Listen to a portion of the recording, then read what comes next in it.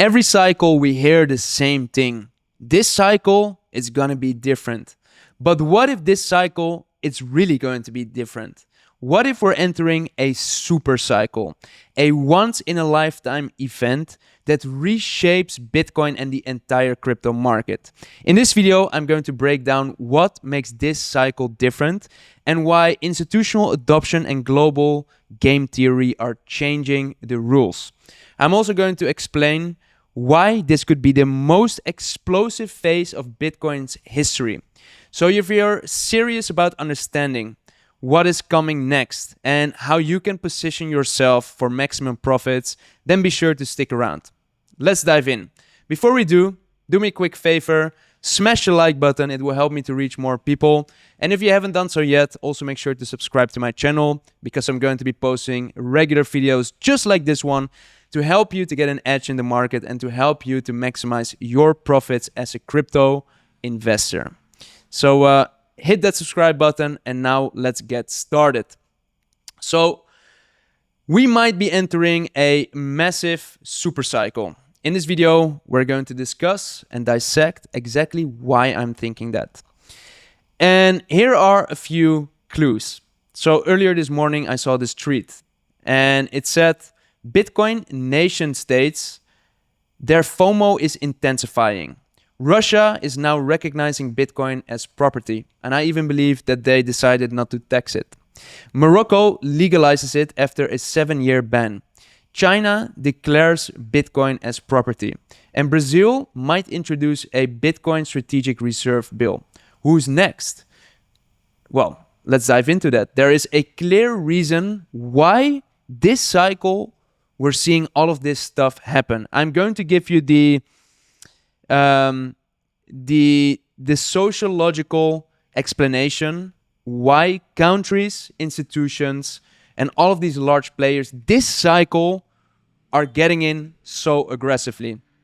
Here, another example. Just in the French department store, Printemps, I don't know how to pronounce it, is going to accept Bitcoin and crypto payments. So this is a traditional brick and mortar business. And now they are accepting Bitcoin and crypto. Maybe they're feeling like they cannot be left behind, or they understand that by accepting Bitcoin and crypto, they're maybe going to hold on to that on their balance sheet and it might actually become a lot more. So we're going to talk about that in just a little bit. Here, another tweet. Today, Switzerland's canton of Bern is voting to explore Bitcoin mining for energy grid efficiency. So to give you some context, many grids, energy grids, they obviously produce and deliver income to residents and companies, but energy consumption is not always consistent. Especially during different seasons and even different parts of the day, the energy demands are fluctuating. So Bitcoin miners have already become the solution to this problem in many places around the world because Bitcoin miners consume electricity constantly. So they offer a consistent base load for the energy network. And again, now we're seeing that a huge canton, and if you don't know, Switzerland is divided up in different cantons. It can be like municipalities or different sub-states of Switzerland, and they each have their sub-governments and they can vote on different things. So the canton of Bern is now exploring the option of Bitcoin mining as a solution for their problem. Here we see an example of a Japanese publicly traded company, Meta Planet, which keeps on buying more and more and more Bitcoin. And every time, almost every week, they're coming out with a new statement that they're going to buy up more Bitcoin. Here in December, or actually the Microsoft shareholders are going to vote whether they are also going to start to adopt a Bitcoin treasury reserve strategy. So, of course, they've seen the massive success of MicroStrategy, Michael Saylor's company, and now they are voting if they're also going to convert some of their cash into Bitcoin. And the board of Microsoft actually recommended the shareholders to vote against this, But still, they need to open it for a vote, because the board is working for the shareholders, and ultimately the shareholders of the company can vote on the ultimate decision of this. And Michael Saylor will have a few minutes of a time slot of a few minutes where he can present to the Microsoft board its case why the shareholders, it's going to present to the shareholders and the board why it could be very beneficial for Microsoft to also adopt this Bitcoin treasury strategy. And why would someone like Michael Saylor, if they have outperformed the S&P 500 with 1,500% by adopting Bitcoin, why would they also convince other companies to adopt a Bitcoin treasury reserve? They are already the company with one of the biggest gains in the stock market. Why would you not be this super unique, innovative player in the market that does this by itself and attract all of the attention and audience and PR that comes with it? Why would you convince another company to join? And they have already convinced many other companies to adopt this strategy. So again, we're going to uncover all of this. All of this can be explained with a very simple framework, which we're going to cover in a bit. BlackRock has been buying up Bitcoin so aggressively, 470,000 Bitcoin. Maybe even by the time that you're watching this video, they've probably gobbled up even more Bitcoin. Again, it can be explained why BlackRock is getting in so heavily right now. And it comes down to this.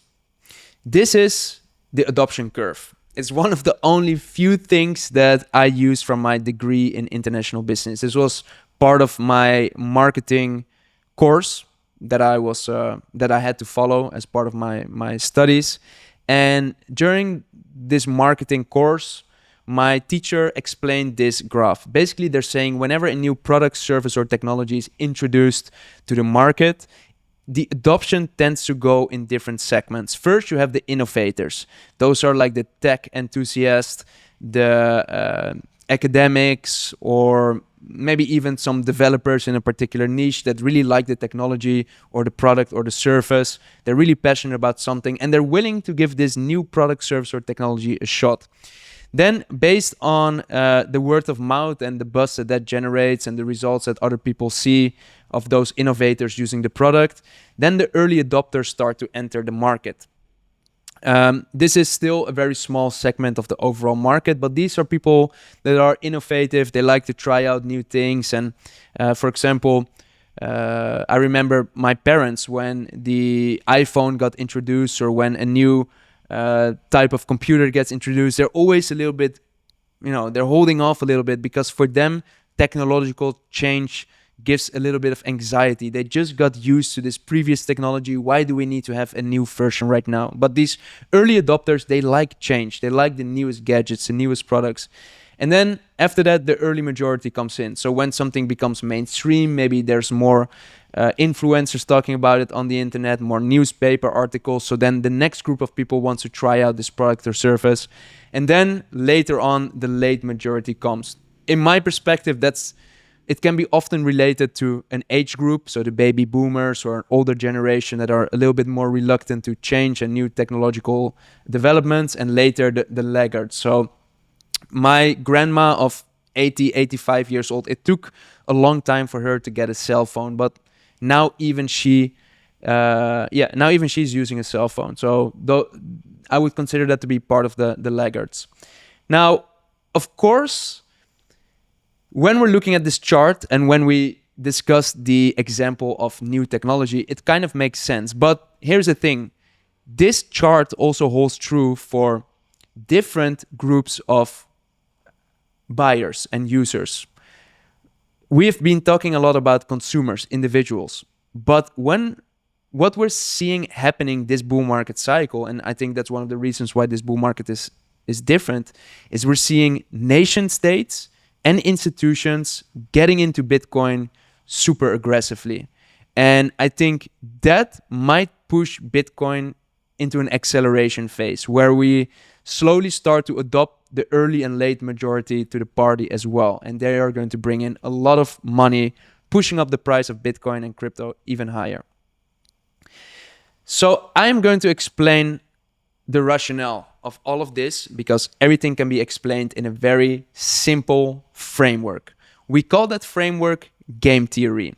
And the way that game theory was taught by me was with a very simple example.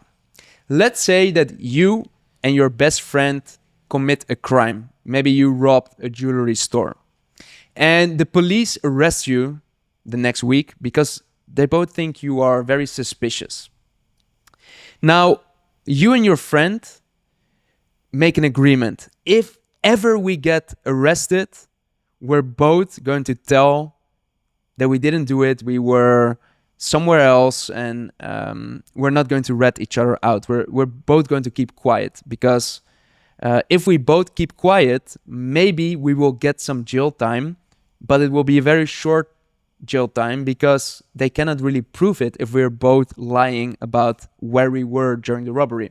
So when suspect 1 and suspect 2 both lie, they get a very short jail time. But when suspect 1 decides that they're going to lie, so they're going to say like, yeah, no, I wasn't at that spot last week, I was hanging out with my friend. But the other suspect confesses and he says, yeah, no, can we cut a deal if I tell you the truth? Can you be lenient on me, or can you maybe make my jail time go away? So yeah, the negotiator cuts a deal with the second suspect and says, sure, if you give us the truth, then you are going to become an informant and we're going to give you special terms and you're not going to have jail time. But your friend is probably going to go to jail for a long time because someone needs to face the consequences of this robbery. So then we come to a point where when one suspect lies and the other one confesses, then one of them is going to walk off without any jail time and the other one is going to take 10 years of jail time. Then maybe because both suspects are separated into different interrogation rooms and they're being pressured to speak up the truth because the interrogator is saying, yeah, your friend just confessed, you better confess now as well too. And let's say the interrogator does his work really well and both suspects confess, then there's a lot of proof that both of them committed the robbery, or that both of you committed the robbery, and both of you are going to face a quite long jail time. So you're both going to be behind the jail bars for 8 years. So this is a simple framework. We call it game theory. In this case, it's about a robbery and whether you're going to lie or confess. But we can apply the same framework of game theory and explain all of the adoption that we see happening in the market right now.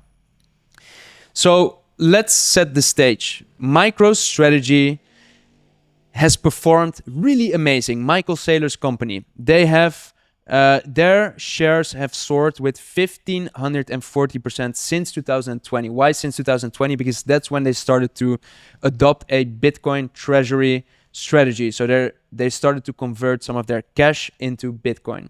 Here, if you look at MicroStrategy, which is the orange line, and you compare that with the S&P 500, which is the purple line, then you see within that same time frame, the S&P 500 went up with 111%.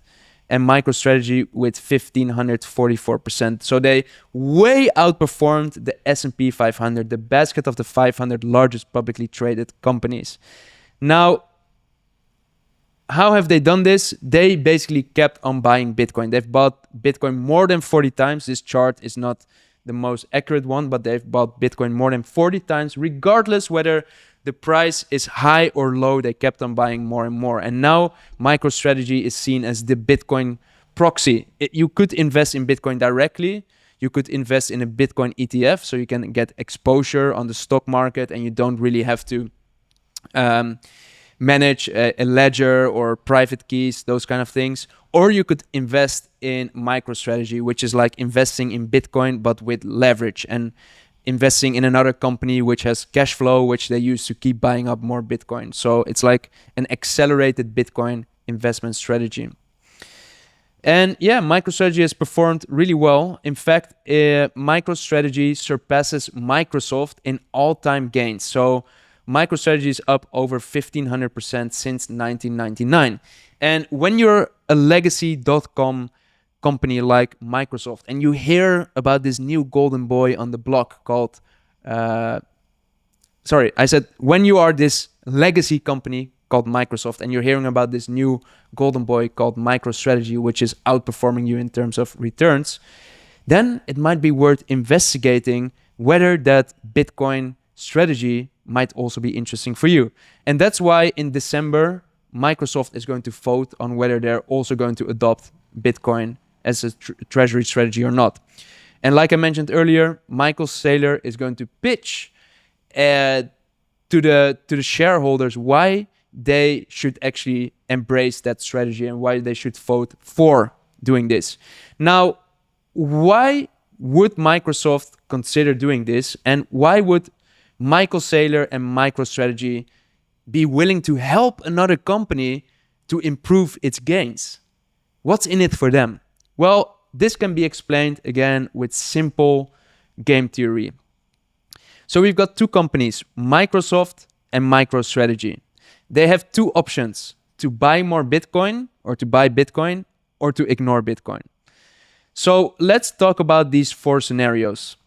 So let's say that MicroStrategy and Microsoft both buy Bitcoin. Well, because they both pump more money into the market, because they both share with the world that they're investing in Bitcoin, they endorse Bitcoin, we're probably going to see the price of Bitcoin rise over the long term. So both of these companies are going to experience high mutual gains. And both of these companies will be seen as an innovator. So again, if we go back to this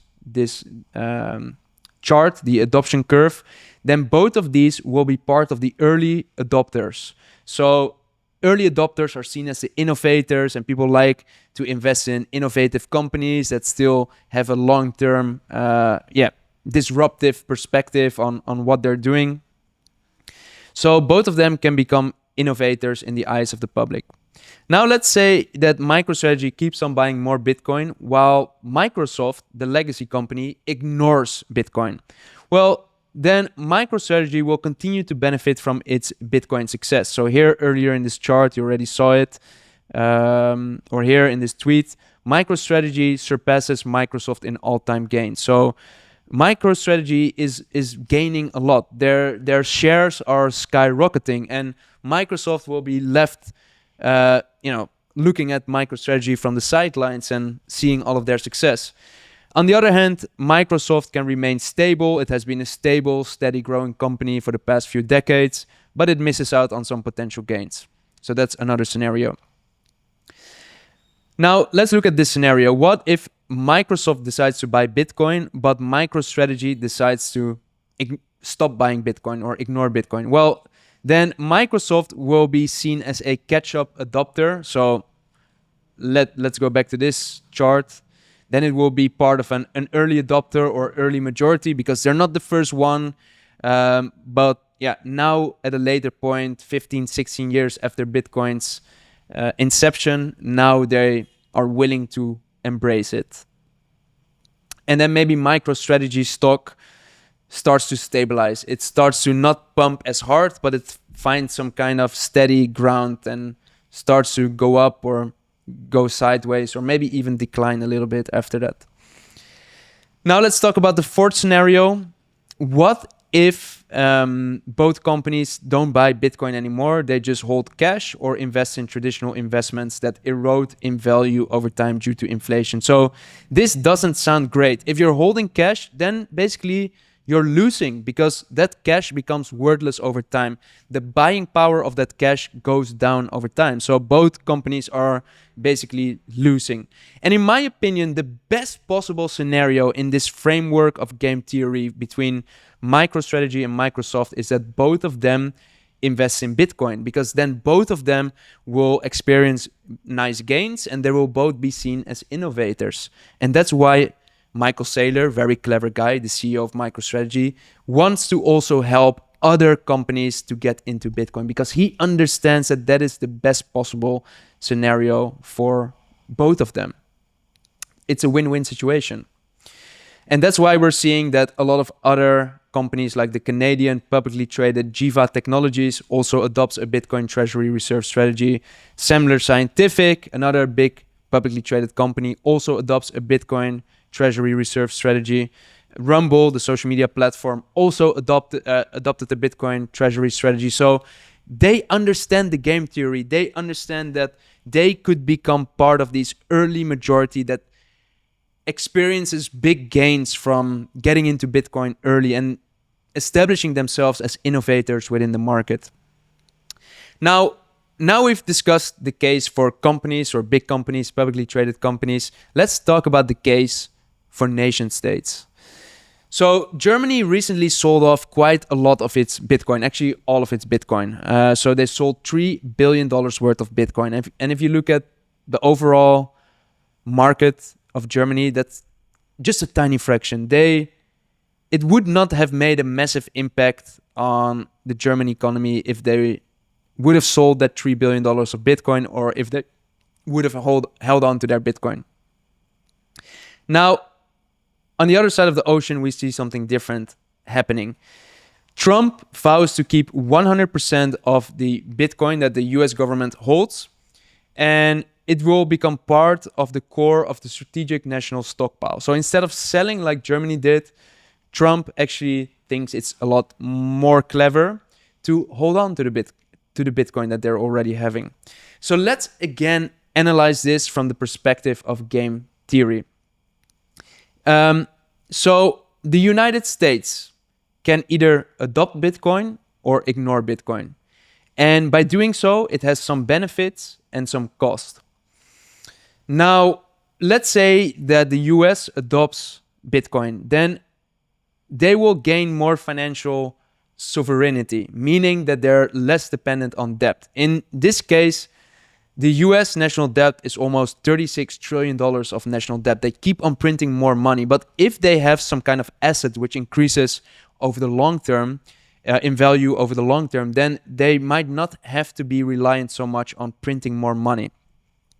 It also gives a protection against inflation, again, because of all of the money printing that's happening, all of the cash reserves basically become slowly erode over time and become worthless over time.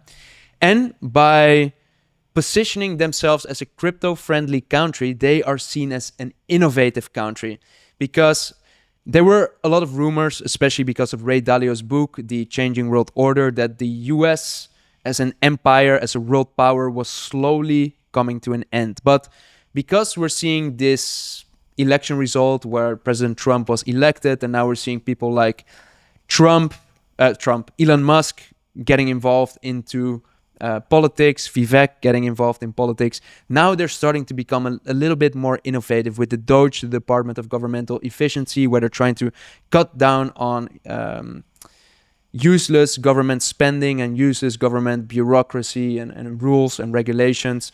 So that positions a country to attract a lot of capital again, to get a lot of positive investor sentiment, and it has a lot of really great benefits. Now, it doesn't only come with benefits. When you adopt Bitcoin as a country, you will also have some regulatory challenges. For example, how are you going to tax Bitcoin and capital gains and ownership and self-custody? Like, there's a lot of new rules that need to be made. So there will be a regulatory overhaul. So you will have to rethink a lot of the current laws and regulations out there, which could create more market volatility.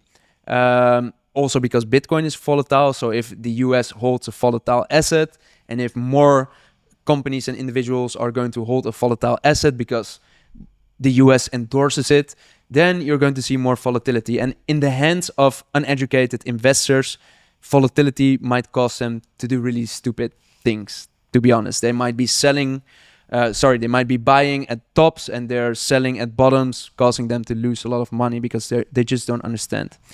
And what we already see happening is that there will be a lot of backlash from the traditional financial industry, because they're currently holding a lot of power. So the banks, the insurance companies, financial services industries, they don't want Bitcoin to challenge them. They would prefer to keep the power for themselves and not to be undermined by something that might actually be a lot better.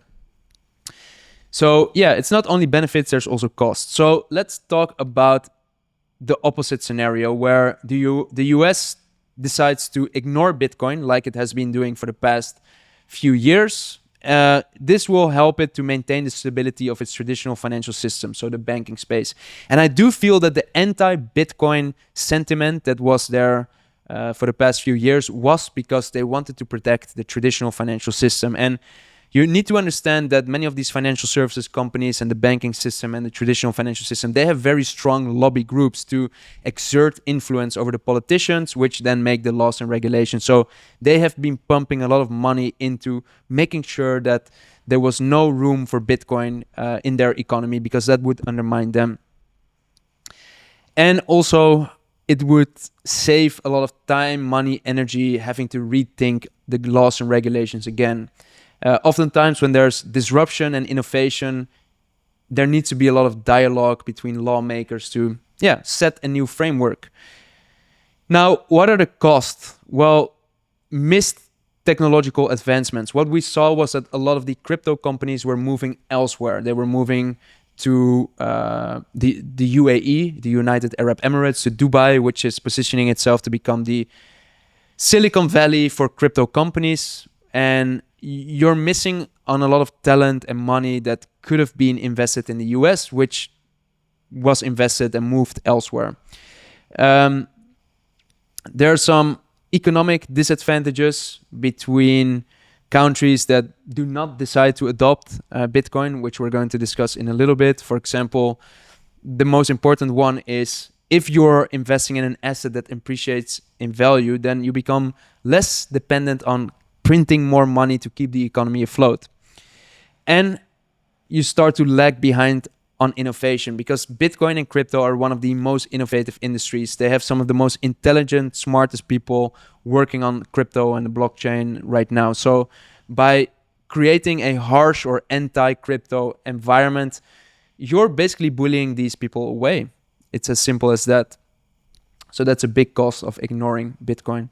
So again, this is a game theory framework of why nation states should adopt Bitcoin. In my opinion, adopting Bitcoin has the biggest benefit in all of this scenario. So I understand why Trump and other countries might get into Bitcoin and start to embrace it. And that's why Trump has been very outspoken. He wants to make the US the crypto capital of the planet. He understands this framework, this game theory framework. Also, China understands this. The Shanghai judge says that Bitcoin and crypto are legal for individuals to own, but bans commercial token issuance and investments. So again, they understand that if they don't embrace Bitcoin and crypto, then the innovation, the money, the talent will go elsewhere and they lose it. All right. So they understand that it is better now to just accept it and embrace it, then we can all reap the rewards. El Salvador, which is the main case study, El Salvador has been buying up 1 Bitcoin every single day since, I believe, 2022. They hold almost 6,000 Bitcoin worth almost $500 million. And of course, as Bitcoin goes up in value, this becomes even bigger. And El Salvador is also mining Bitcoin. They mined around 474 Bitcoin, which is now worth around $46 million. And they're doing this by harvesting thermal energy, so energy generated from heat, from a volcano that they have. So they became very resourceful by using their natural resources to mine Bitcoin. And the president of El Salvador, President Bukele, even made it to the front of the Time magazine, because what he did with El Salvador, we call it the El Salvadorian miracle. The fact that this is just one of the policies that El Salvador adopted Bitcoin as a national treasury strategy, but also as a legal tender, meaning that it's legal to transact with Bitcoin within El Salvador. And of course, they also cracked down on gang violence, making it one of the safest countries in the Northern Hemisphere. So yeah, he made a lot of really great moves. And El Salvador even bought back $940 million of its outstanding debt to reduce its debt burden and to take advantage of favorable market conditions. So the future of El Salvador is debt-free. They went from being one of the poorest countries to becoming debt-free because they understood the power of investing in Bitcoin. And when you hear this, it's almost like, you know, when Microsoft hears about the success that MicroStrategy has, when the US hears about the success that El Salvador has, then also it will trigger them. It will motivate them even more to embrace Bitcoin. So yeah, how amazing. The US has a massive debt problem, $36 trillion. That's 36 with 12 zeros behind it. El Salvador, small country of course, but they're debt-free. They understood how to play the game. And now I hope and believe that other countries are also seeing this potential. One of those countries is Bhutan. Bhutan is actually a funny mountainous country. They don't even have a GDP, gross domestic product, which is a normal KPI, which measures the economic output of a country or the size, the volume of a country's economy. They instead have a gross, happiness product. They measure happiness versus economic output, whatever. But they're an innovative, interesting little mountainous nation state. And they decided to use the hydro dams that they had in their country to generate hydro energy to mine Bitcoin. And they have been mining $1 billion worth of Bitcoin. So that's almost 34% of their total GDP. So they understand. For them, it's game-changing as well. And now we're seeing all of these case studies, El Salvador, Bhutan, and now I think some of the big boys are going to get in, notably US, China, and when they start to embrace it, then I do believe that even countries are like sheep. When they see one or a few big countries getting into Bitcoin and embracing it, according to game theory, of course, they also understand that the best possible scenario is either they all ban it or they all accept it. If they don't embrace it while other countries are embracing it, they will be left behind. And they see that all of the other countries will gain the big benefits and they lose out on all of the innovation and all of the nice gains and benefits that they could be having. So according to game theory, I do believe that now we're going to see a big shift in all of these large players, countries, institutions, even individuals that are now going to aggressively get into Bitcoin. And that's why I believe that this market cycle is a once-in-a-lifetime event that's going to reshape how we look at Bitcoin and crypto. So I'm really curious to hear your thoughts in the comments below. Do you believe with this? Do you believe that based on what I've shared with you in this video, game theory and all of the signs that we're seeing right now, that we might be entering a super cycle, or maybe even that maybe we're not going to enter a super cycle, but maybe just the dynamics, maybe the 4-year cycle is going to be broken because the industry is maturing, and maybe now Bitcoin is going to become more like an Apple, a Amazon, a Google stock, which just slowly goes up in value over time rather than the 4-year cycles that we've been seeing so far. So I'm really curious to hear your thoughts. Let me know in the comments below. And if you enjoyed watching this video, then make sure to smash the like button so I know that you got good value out of it. And if you want to see more similar videos like this one, then also make sure to subscribe to my channel, because I'm going to be putting out regular videos like this one to help you to make sense of everything that's happening and to help you to get an edge in this market and to help you to maximize your profits. Now, that being said, peace out, and I'll see you in the next video. Take care.